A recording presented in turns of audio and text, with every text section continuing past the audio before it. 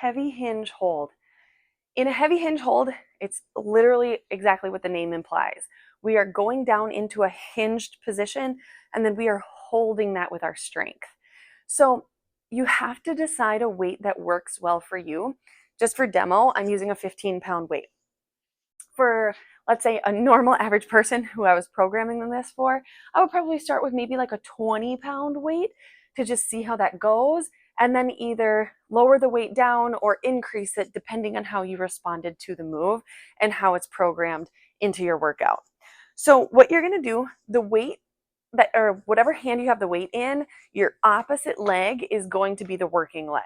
So you're going to kind of kickstand back, just a very small little baby step back with that opposite leg. I like to put hand on the hip so that I know kind of what it's doing and what's going on. From here, you're going to hinge down just slightly till this weight gets to about roughly your knees. Does not have to be perfect. I wouldn't go past your knees by any means, but just kind of reach down until you're like, okay, I'm close to my knees and I'm feeling this. Your butt is working. Pretty much every muscle in your body is working, but your glutes are really working to maintain the hold of this movement.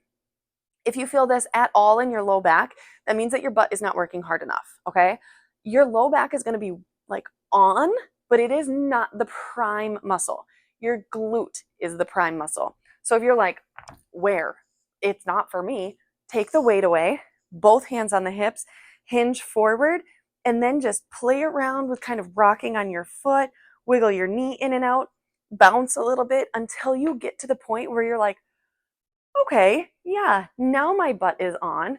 And then just play around with that until you can add the weight to it. Might take a couple weeks, couple months, whatever, it doesn't matter. But as long as you slowly progress into it and make that glute engage, that is the focus. But you are just holding here. So you are just holding that position. If you do need to modify this position or modify this exercise down, instead of having your opposite hand hold the weight, do same arm, same leg. And that's going to take away like the cross rotational pull and like anti-rotation that's going to get involved in the exercise and just take a little bit away from it.